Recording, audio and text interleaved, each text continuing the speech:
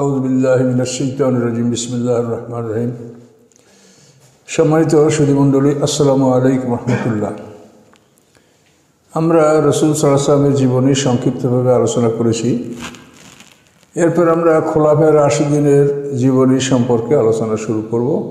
তো আজকে আমরা আবু বকর সিদ্দিক রাদিয়াল্লাহু তাআলা আনহু, যাকে খলিফাতুর রাসূল বলা হয়, রাসূলের প্রকৃত খলিফা তিনি, এবং শুধুমাত্র তার নামের পিছনেই খলিফাতুর রাসূল এই নামটা ব্যবহার করা হয়। অন্যান্য যারা তাদেরকে কিন্তু আমিরুল মুমিনিন বলা হয়, মুমিনদের আমির, কিন্তু খলিফাতুর রাসূল শুধু আবু বকর সিদ্দিক রাদিয়াল্লাহু তাআলা আনহুকে বলা হয়। তো তারপর এরা খোলাফায়ে রাশিদিন। এদের সময়কাল আল্লাহ রাসূল ঘোষণা করছেন যে খিলাফাতু মিন বাদি সালাসুনা সালাম।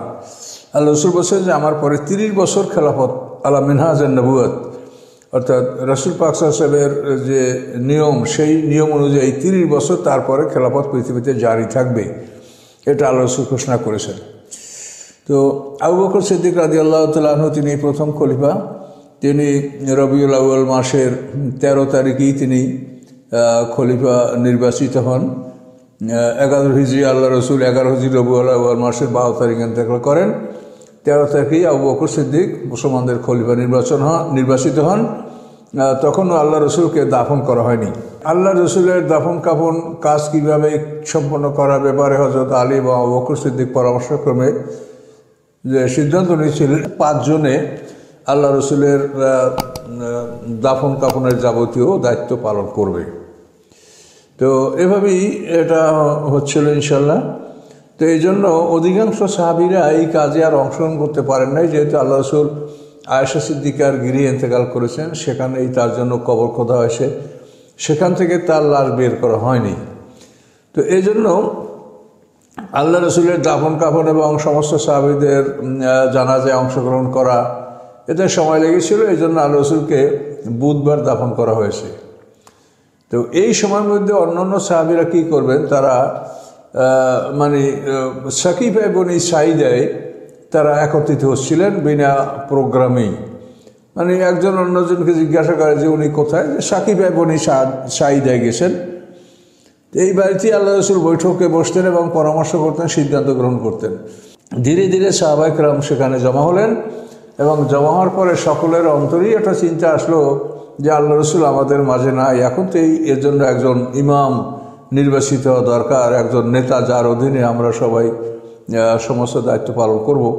তো এটা কিভাবে হতে পারে, এটা সবার মাথায় এই চিন্তাটা ছিল। তখন সিনিয়র আনসাররা এবং অন্যান্য কিছু লোকেরা, অন্যান্য সাহাবীরা মনে মনে ভাবছিলেন যে আনসার এবং মুহাজির 2টা সম্প্রদায়, তো 2 সম্প্রদায় থেকে 2 জন যদি নেতা নির্বাচন করা হয় তাহলে এটা কীরকম হবে, এরকম তারা চিন্তাভাবনা করছিলেন। তো এই খবর যখন হযরত আবু বকর সিদ্দিকের কাছে, ওমর ফারুকের কাছে গেল, তখন তারা এই বিষয়টা খুবই মারাত্মক ভাবলেন যে এটা খুবই ক্ষতি হবে। তো নেতৃত্ব একজনের হাতেই আসতে হবে, এবং সেখানে আমিনুল উম্মত আবু উবাইদা তিনিও পরামর্শে যোগদান করলেন। এভাবে সিনিয়র সাহাবীরা তারা সবাই ভাবতে লাগলেন যে আল্লাহ রসুলের রাষ্ট্র তো এখন মদিনা ভিত্তিক না, এটা মক্কা, বিশাল এলাকা, বিশাল অঞ্চল নিয়ে বিশাল সাম্রাজ্য, কাজে এটা শুধু মদিনার আনসারদের নেতৃত্বেই যেটা সবাই মানবে কুরাইশরা, তো এটা অসম্ভব হতে পারে। কাজে কুরাইশদের মানার মতো নেতৃত্ব এখানে থাকতে হবে, এইভাবে তারা চিন্তা ভাবনা করছিলেন। এবং আল্লাহ রসুলের কোনো বাণী তাদের কাছে আসে কিনা এটা তারা অনুসন্ধান করতেছিলেন। সূরা তাহরিমে কিন্তু আল্লাহ তাআলা তার রাসূলকে জানিয়ে দিয়েছিলেন যে ওই যে হাফসা যে কথাটা ফাঁস করে দিয়েছিল সিদ্দিকের কাছে সেই সময়, যে আরাদাম বাজ, যে আল্লাহ রসুল কতক কথা বললেন আর কতক বললেন। এই না বলার মধ্যে ছিল যে হযরত আবু বকর সিদ্দিকের খেলাফত এবং হযরত ওমর ফারুকের খেলাফত, এটাও কিন্তু ওই সময়ই আল্লাহ তাআলা তার রাসূলকে জানিয়ে দিয়েছিলেন, কিন্তু আল্লাহ রসুল এটা প্রকাশ করেননি, যে এটা প্রকাশ এখন না করাই ভালো। তো এই বিষয়গুলি সবার মনেই চিন্তা ছিল যে এই ব্যাপারে আল্লাহ রসুল কিছু বলেছেন কিনা। তো হঠাৎ করে আবু বকর সিদ্দিক বলেন যে আমার একটা কথা মনে আসছে, যে আল্লাহ রসুল বলেছেন যে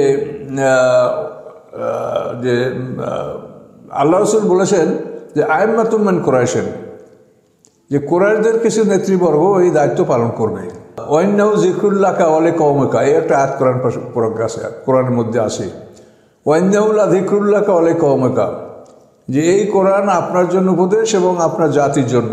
তো এই আয়াত নাযিলের পরে সাহাবায়ে কেরামরা বুঝতে পারছেন যে আল্লাহ রসুলের পরে এই দায়িত্ব কারা নেবে। ওয়াইন্নাহু লাযিকরুল্লাকা ওয়া লিকওমিকা, যে এই কোরআন আপনার জন্য উপদেশ এবং আপনার জাতির জন্য।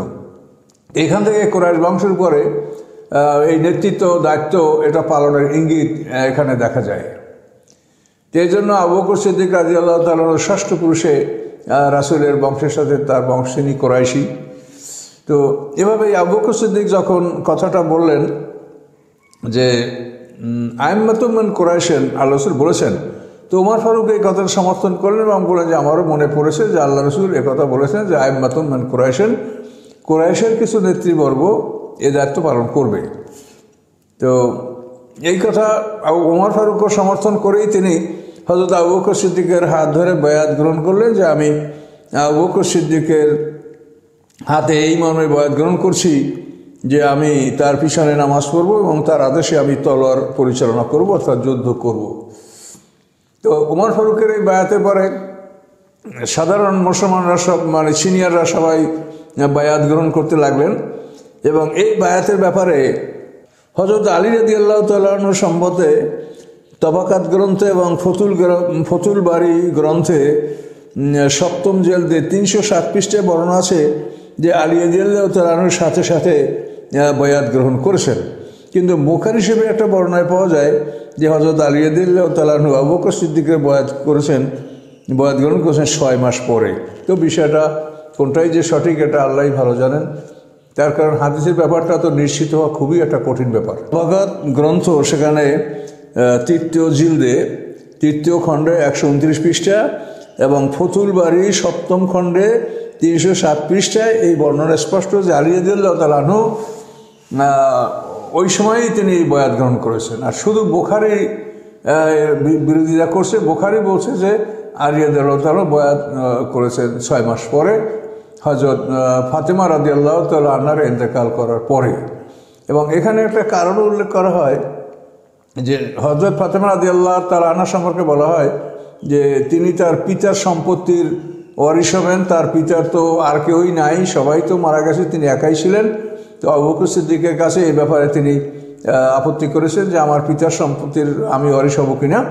তখন আবু বকর সিদ্দিক তাকে বুঝাই বললেন যে পয়গম্বররা কোনো সম্পদ রেখে যায় না, তাদের কেউ ওয়ারিশ হয় না, তাদের ওয়ারিশ হলো আসমানি কিতাবের ওয়ারিশ, তারা আসমানি কিতাব রেখে যান এবং এইটার উত্তরাধিকারী হয় আলেমরা, কিন্তু পয়গম্বররা কোনো সম্পদ রেখে যান না। তার যে সম্পদ এটা রাষ্ট্রীয় সম্পদ, এটা কোনো ব্যক্তির মধ্যে অন্যান্য মানুষের সম্পদের মধ্যে বন্টন হবে না। তো এই কথার উপরে অনেকেই মন্তব্য করেন যে হয়তো ফাতেমা রাদিয়াল্লাহু তাআলা মনে একটু কষ্ট নিয়েছেন, অথচ এই পরিবার পরিজনের জন্য রাষ্ট্রপক্ষ থেকে যথেষ্ট ভাতা তাদেরকে দেওয়া হতো যাতে সম্মানসূচকভাবেই তারা জীবনযাপন করতে পারে। আল্লাহ রসুলের স্ত্রীগণ, তারপর তার কন্যা, তারপর তার আরও যারা আত্মীয় স্বজন, সবার জন্যই কিন্তু সম্মানজনক ভাতা রাষ্ট্রপক্ষ থেকে নির্বাচন করা ছিল। কিন্তু আলী রাদিয়াল্লাহু বয়াত সম্পর্কে এতটুকু ব্যবধান যে আসলে তিনি বয়াত কি সাথে সাথে করেছেন, যে সম্পর্কে সাক্ষী দিছে তবাকাত গ্রন্থ এবং ফতুল বাড়ি গ্রন্থ। তো এখানে বুখারী এটার বিপক্ষে বলছেন, উনি বলছেন যে হযরত আলী রাদিয়াল্লাহু 6 মাস পরে হযরত ফাতেমা রাদিয়াল্লাহু তাআলার ইন্তেকালের পরে তিনি বায়াত গ্রহণ করছেন, আল্লাহই ভালো জানেন। তো আলী রাদিয়াল্লাহু কোনো বিরোধিতা করেন নাই এবং অনেকেই মনে করেন যে যেহেতু ফাতেমা আবু বকর সিদ্দিকের সাথে একটা কথা বলছেন, এই কথাটার কোনো সঠিক সন্তুষ্টজনক উত্তর হয়তো তিনি পান নাই, যার জন্য ফাতেমা যাতে অসন্তুষ্ট না হন এই জন্য আলী রাদিয়াল্লাহু তাআলা বায়াতে বিলম্ব করতে পারেন এবং ফাতেমা রাদিয়াল্লাহু তাআলা 6 মাস পরে ইন্তেকাল করেছেন। তার ইন্তেকালের পরে তিনি আবু বকর সিদ্দিকের বায়াত গ্রহণ করেছেন। তো যাই হোক, অনেকেরই ধারণা ছিল যে আনসারদের নেতা খাজরাজ গোত্রের নেতা সাদ ইবনে উবাদা বেঁচে আসেন, তিনি হয়তো এই নেতৃত্ব নেবেন। কিন্তু আসলে আনসাররা তো মদিনায় একটা সীমিত জায়গার মধ্যে তাদের বসবাস এবং তাদের প্রভাব প্রতিপত্তি, আর এই মক্কা হলো তখন যে 12 লক্ষ বর্গমাইল এলাকার বিশাল এলাকা নিয়ে একটা সাম্রাজ্য আল্লাহ রসুলের। কাজে এটা তো ওরকম নেতৃত্ব, তো ওরকম যোগ্যতা সম্পন্ন নেতৃত্ব, বংশের দিক থেকে, ক্ষমতার দিক থেকে, সব দিক থেকেই উপযুক্ত নেতৃত্ব হতে হবে। এই জন্য শেষ পর্যন্ত সবাই আবু বকর সিদ্দিকের হাতে সাকিব ভাই বনিয়ে সাইদে ওখানে যারা ছিলেন তারা বয়াত গ্রহণ করলেন। পরবর্তীতে মসজিদে নববীতে সবাই সমবেত হয়ে সেখানে আমভাবে সাধারণভাবে হযরত আবু বকর সিদ্দিকের বয়াত অনুষ্ঠিত হলো, অর্থাৎ তাকে সবাই খলিফা হিসেবে মনোনয়ন দিলেন এবং একমত হলেন, বয়াত তার হাতে বয়াত গ্রহণ করলেন।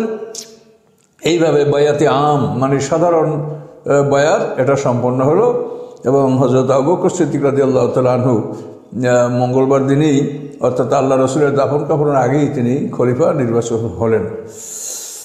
তো এরপরে আবু বকর সিদ্দিক জীবনের উপরে যে মানে তিনি 2.5 বছর খেলাফতের দায়িত্ব পালন করেছেন। তিনি 13 হিজরি 22 জামাদুল উখরা তিনি শেষ নিঃশ্বাস ত্যাগ করেন। ইন্না লিল্লাহি ওয়া ইন্না ইলাইহি রাজিউন। তো এই 2.5 বছর সময় তার অত্যন্ত ভয়ঙ্কর ব্যস্ততার মধ্যে সময়টা কেটেছে। আবু বকর সিদ্দিক তার উপরে ছিল বিপদের পাহাড়। আল্লাহ রসুল ইন্তেকাল করার সাথে সাথে নানা ধরনের সমস্যা দেখা গেল। নবমুসলিম যারা মক্কা বিজয়ের পর ইসলাম গ্রহণ করেছিল তাদের মধ্যে অনেকের মধ্যেই তাদের মধ্যে ধর্মত্যাগ, রেনেগেট হওয়া, ধর্মত্যাগী হওয়া, মোরতাদ হওয়া এর হিরিক পড়ে গেল। মানুষ মোরতাদ হয়ে যাচ্ছে।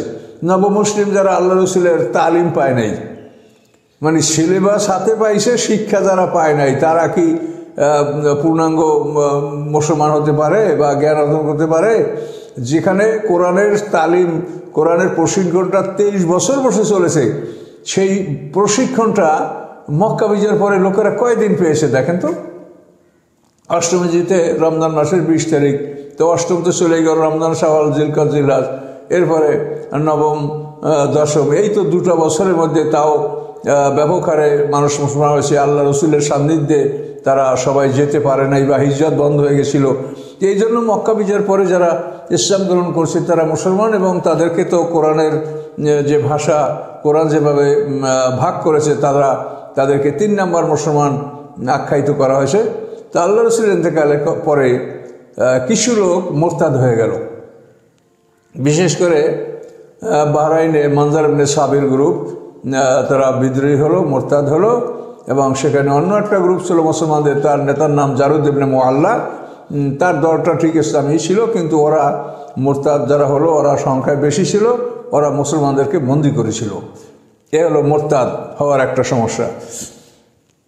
2 নম্বর ভণ্ডনবী দাবিদার যারা, এই ভণ্ডনবী দাবিদার ছিল 4 জন। তার মধ্যে সর্বশ্রেষ্ঠ ছিল মুসাইলামা কাযাব।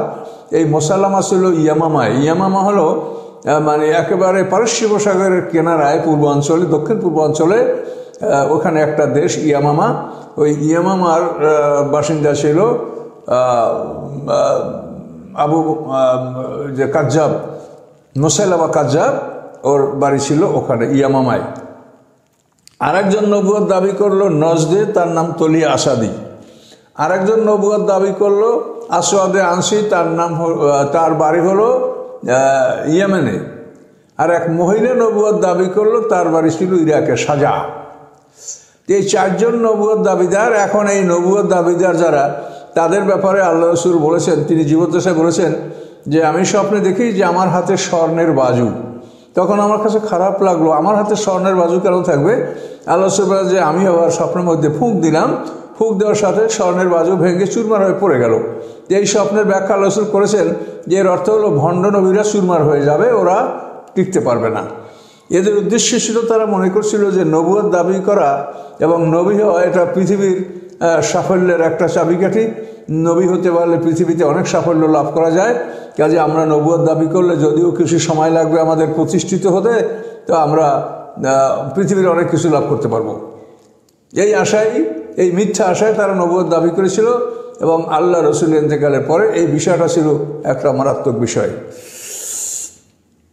তো এই জন্য আল্লাহ রসুল ইন্তেকাল করার পরে আবু বকর সিদ্দিক রাদিয়াল্লাহু তাআলা আনহু এই সমস্ত বিষয়গুলি তিনি নজর দেন। আবার আবাস এবং জুবিয়ান গোত্রের লোকেরা জাকাত দিতে অস্বীকার করলো, তারা তাদের পিয়ন পাঠালো মদিনায়। তারা তাদের পিয়ন পাঠালো যে আমরা জাকাত দিব না, আমরা আমাদের থেকে জাকাতের বিধান প্রত্যাহার করা হোক, আমরা জাকাত দিব না। তা আবু বকর সিদ্দিক বললেন জাকাত তো দিতে হবে, জাকাতের একটা বকরি যদি দিতে অস্বীকার করো, জাকাতের বকরিটা রশি দিতে যদি অস্বীকার করো, তাহলে আমি তোমাদের বিরুদ্ধে যুদ্ধ করব। তখন এই আবাস এবং জুবিয়ান লোকেরা মদিনা আক্রমণ করার ইচ্ছা পোষণ করলো এবং তারা জুলকেসা নামী জায়গায় তারা সৈন্য সমাবেশ করেছিল।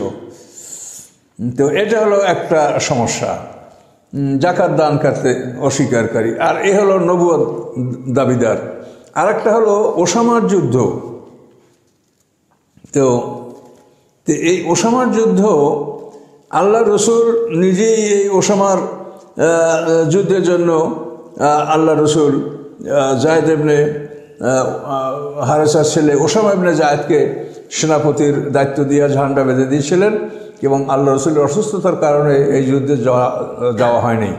তো এই যুদ্ধটাও পরিচালনা করা এটা আবু বকর সিদ্দিকের উপরে এই বোঝাগুলি ছিল। আর সিদ্দিকা বলেন যে আমার আব্বা, মানে আল্লাহ রসুলের ইন্তেকাল পরে আমার আব্বার উপরে পাহাড় সমান বোঝা ছিল, কিন্তু আমার আব্বার দৃঢ়তা, সবুর এবং আল্লাহর উপর নির্ভরশীলতা সব কিছুই আল্লাহ তাআলা সঠিকভাবে ফয়সালা করে দিয়েছেন। এখন এই সমস্যাগুলি দেখেন, জাকাত দিতে অস্বীকার করা, তারপরে নবুয়ত দাবি করা, তারপরে ওসামার যুদ্ধ, তারপরে একদল লোক ধর্মত্যাগী হওয়া, এই সব বিষয়গুলি মানে আবু বকর সিদ্দিকের সামনে ছিল। তো আবু বকর সিদ্দিক রাদিয়াল্লাহু তাআলা আনহু সাহাবা ইকরামদেরকে ডেকে পরামর্শ সভা আহ্বান করলেন এবং বললেন যে কি করতে হবে। তখন সবাই ওজোর পেশ করলো যে আমরা একটু আমাদের অবসর, আমাদের একটু বিশ্রাম বা আমরা একটু স্বস্তি নেব, আল্লাহ রসুল আমাদের মাঝে নাই, আমরা কেমন করে এখন এই সমস্ত বিশাল যুদ্ধ, ওসামার যুদ্ধ তো রোম ফারসির বিরুদ্ধে যুদ্ধ, কাজে এত বড় ঝুঁকি নিয়ে আমরা এখন মদিনা শহরের বাইরে যুদ্ধ করতে যাব, তো এই জন্য আমাদের ভয় লাগছে। আমার মনে হয় যে এগুলির জন্য একটু সময় দেওয়া দরকার। কিন্তু আবু বকর সিদ্দিক তাদের কারো কথা শুনলেন না। তিনি তার ঘোড়ার উপরে লাফিয়ে উঠে বললেন যে তোমরা যদি না যাও তো আমি যুদ্ধে একা যাব। এইভাবে যখন ঘোড়াটা তিনি সামনে অগ্রসর করার চেষ্টা করলেন, তখন সবাই তাকে ঘিরে ধরল এবং বলল যে আপনার হাতে আমরা বায়াত গ্রহণ করেছি, আপনি যা বলেন আমরা মানব। তখনই আবু বকর সিদ্দিক ওখানে বসে এই সিদ্ধান্ত দিয়ে দিলেন যে ওসামার যুদ্ধে ওসামা যাবে এবং তার সাথে মদিনার সিনিয়র সাহাবীরাও অংশগ্রহণ করবে, যেটা আল্লাহ রাসূল বলে গিয়েছিলেন। এভাবে ওসামার যুদ্ধের জন্য ওসামা জায়েদ ইবনে হারেসা যে ওইখানে মোতার যুদ্ধে শহীদ হয়েছিলেন, তারই ছেলে ওসামা ইবনে জায়েদ, তার নেতৃত্বে, তার সেনাপতিত্বে সেখানে যুদ্ধে সৈন্যবাহিনী পাঠানো হলো। জাকাত দিতে যারা অস্বীকার করলো, আবু বকর সিদ্দিক বলেন যে তাদের বিরুদ্ধে আমি স্বয়ং যুদ্ধ করতে যাব। তখন আবু বকর সিদ্দিক রাদিয়াল্লাহু তাআলা আনহু মদিনায় তার একজন দায়িত্বশীল নিয়োগ করে তারপরে তিনি জাকাত দিতে অস্বীকার করেছে তাদের বিরুদ্ধে তিনি যুদ্ধে রওনা করলেন।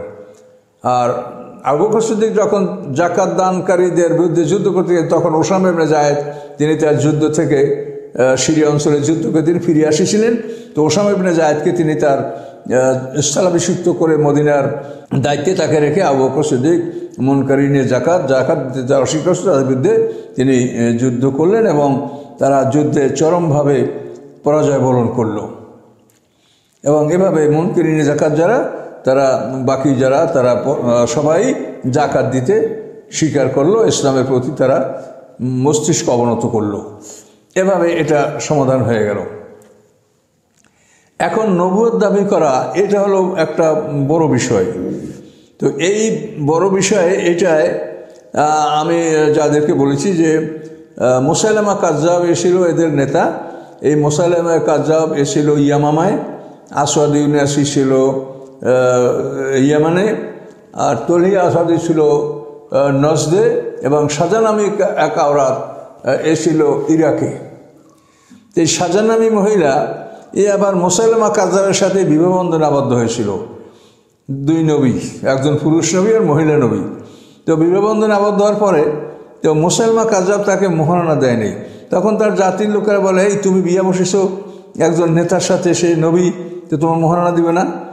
তখন ওই সাধারণ মহিলা মুসাইলামা কাযযাবের কাছে যখন মোহরানা দাবি করলো, সে বলল যে আমি তো টাকা পয়সা দিতে পারবো না, তা আমি তো নবী, তা আমি তোমার জন্য ফজরের নামাজ আর এশার নামাজ মওকুফ করে দিলাম মোহরানার পরিবর্তে। নাউজুবিল্লাহ। তো যেমন ভণ্ডনবী তেমন তাদের কাজ।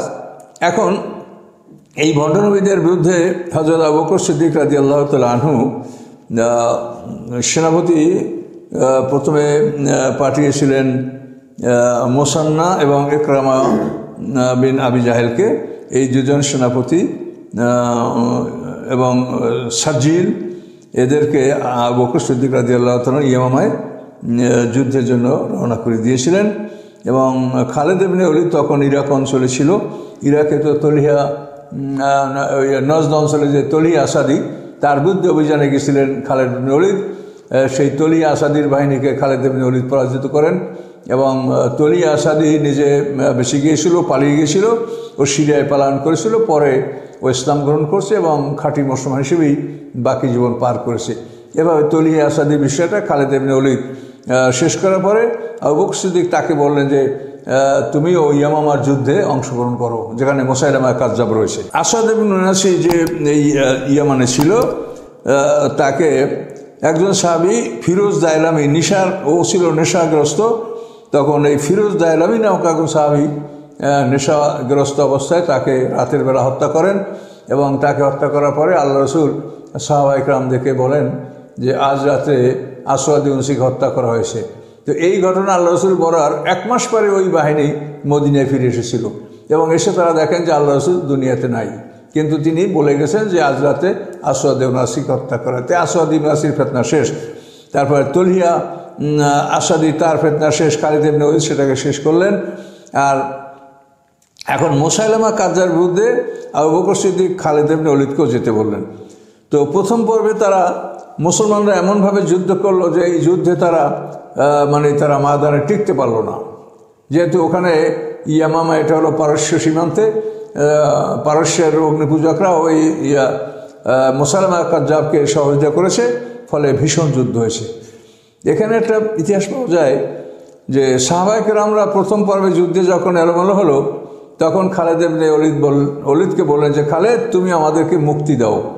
তো এই মুক্তির অর্থ হলো তারা খালেদকে বললেন যে এই যে নবমুসলিম যারা আমাদের সাথে আছে এদেরকে পৃথক করো, এদেরকে নিয়ে আমরা যুদ্ধ করতে পারছি না। তখন খালেদ ইবনে ওলীদ তাদের অনুরোধ রাখলেন এবং নবমুসলিম যারা, তাদেরকে যারা এখনও ইমানে পাকাপোক্ত হতে পারে নাই, এদেরকে পৃথক করা হলো।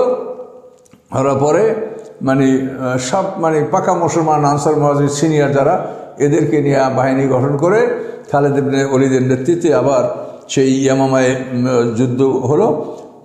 খুব প্রচণ্ড রক্তক্ষয়ী যুদ্ধ হলো। সেই যুদ্ধে এটাকে বলা হয় গার্ডেন অফ ডেথ, মৃত্যুর বাগান। এখানে 300 হাফেজে কোরআন শাহাদাত বরণ করেছিল এবং এখানে সেই মুসাইলামা কাযযাব নিহত হয়েছে এবং তাকে হত্যা করেছিল সেই হামজা রাদিয়াল্লাহু তাআলাকে যে শহীদ করেছিল ওহাসি, সেই ওহাসি যে বল্লম দ্বারা হামজা রাদিয়াল্লাহুকে শহীদ করেছিল, ওই বল্লম দ্বারাই সে মুসাইলামা কাযযাবকে হত্যা করেছে। তো এইভাবে মুসাইলামা কাযযাব শেষ হয়ে গেল। এরপরে তার স্ত্রী, সে অন্যত্র পালায়ে গেল।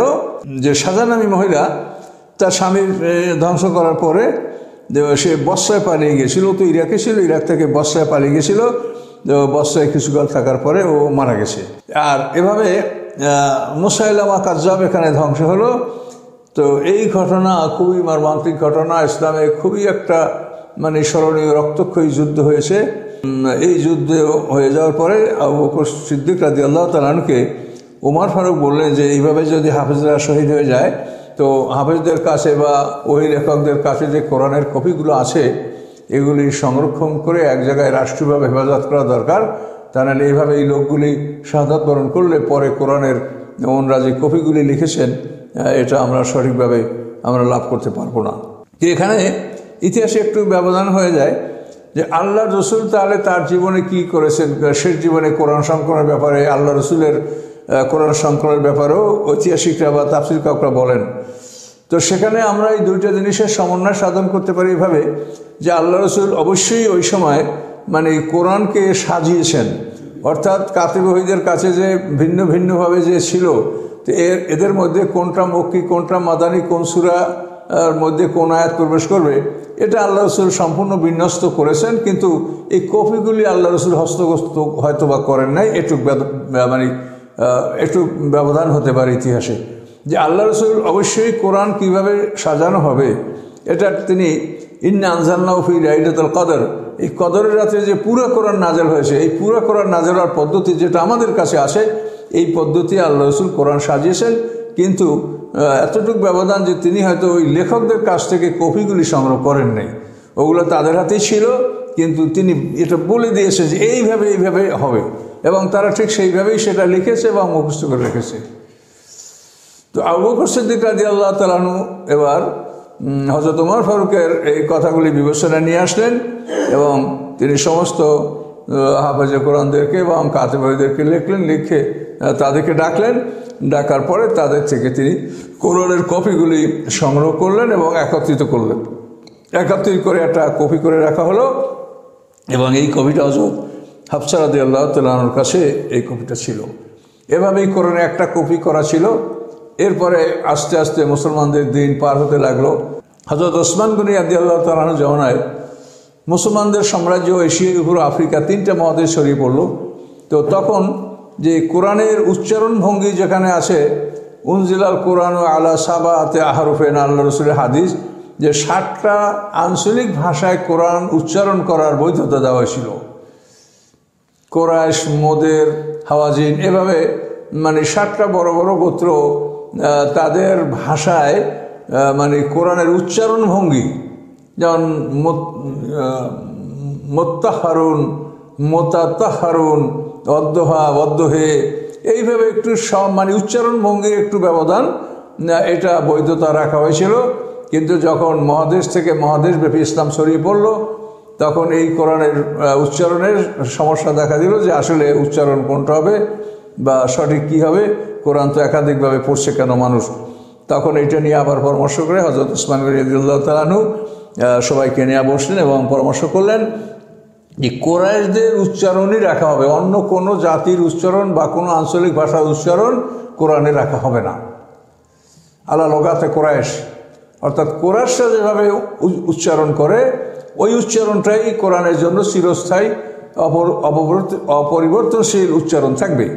তো এইভাবে উনি সমস্ত কোরআনের কপি যেগুলি আগে করা হয়েছিল, যেগুলি একাধিক উচ্চারণ ভঙ্গি বৈধ রাখা হয়েছিল, সেগুলি সংরক্ষণ করে শুধু কোরআশদের উচ্চারণ ভঙ্গিতে ওই সমস্ত শব্দগুলি, সব শব্দ না, যে সমস্ত শব্দগুলিতে একাধিক উচ্চারণের অনুমতি ছিল সেগুলিকে উনি মানে একটা উচ্চারণ, অর্থাৎ কোরআশদের উচ্চারণ, কোরআশরা যে উচ্চারণ, এটাই রাখা হলো, অন্যগুলিকে ক্যান্সেল করে দেওয়া হলো। এবং এইভাবে উনি কপি করে প্রত্যেক প্রাদেশিক গভর্নর কাছে কোরআনের একটা কপি দিলেন এবং এটাই কোরআন সংকলনের মানে চূড়ান্ত ধারা, এটাই পৃথিবীতে বহাল ছিল। তো হযরত ওসমান গনি রাদিয়াল্লাহু তাআলা আনহুর জামানায় এভাবে কোরআনের কপি তিনি করলেন এবং সেই কপি প্রত্যেকটা প্রাদেশিক গভর্নরের কাছে এই কপি পাঠানো হলো।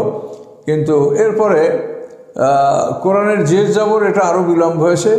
কোরআনের জের জবর দেওয়া হয়েছে আবুল আসাদ দোয়াইরি নামক একজন বিখ্যাত গ্রামারবিদ। তিনি হাজ্জাজ ইবনে ইউসুফ আব্দুল মালিক ইবনে মারওয়ানের সময় যখন হাজ্জাজ ইবনে ইউসুফ পূর্বাঞ্চলের গভর্নর ছিলেন, তো ওনার আদেশে আবুল আসাদ দোয়াইরি কোরআনে জের জবর বসিয়েছেন। প্রথমে কোরআনে জের জবর বসানো ছিল না, ফলে জের জবর না থাকার কারণে অনেকে এমনভাবে উচ্চারণ করতো যাতে মানে সেটা কুফরি পর্যায়ের গুনাহ। যেমন ফাআসা ফিরাউনুর রাসূলা, এই আয়াতে এভাবে না পড়ে যদি অন্য কোনোভাবে পড়া হয়, হ্যাঁ, ফাআসা ফিরাউনুর রাসূলা, ফিরাউন রাসূলের অবাধ্য হয়েছিল, তো এটা যদি মানে জের জবর এভাবে না পড়ে অন্য কোনোভাবে পড়া হয়, তো এই জন্য কোরআনে কীভাবে উচ্চারণ হবে, তো এই উচ্চারণে মানে জের জবর না হলে অন্যরা সবাই যারা অত্যন্ত গ্রামারে বিশেষ অভিজ্ঞ না, যারা অভিজ্ঞ তারাও এগুলিতে জের জবরে উচ্চারণে ভুল করলে অর্থ সম্পূর্ণ পাল্টে যাবে। এই জন্য আবুল আসাদ দোয়াইলি ওনার হাজ্জাজ ইবনে ইউসুফের আদেশে আবুল আসাদ দোয়ালি কোরআনে জির জবর বসান। আর কোরআনে রুকু হওয়াটা এটা হযরত ওমর ফারুক রাদিয়াল্লাহু তাআলা জামানায় রুকু সাব্যস্ত হয়েছে। যে ওমর ফারুক রাদিয়াল্লাহু তাআলা যখন তারাবি নামাজের প্রচলন করলেন তখন ওমর ফারুক নিজে ঈশান নামাজের ইমামতি করতেন এবং এরপরে তারাবি নামাজের জন্য উনি উবাই ইবনে কাবকে আদেশ দিতেন। তিনি ভালো কারি এবং হাফেজ ছিলেন।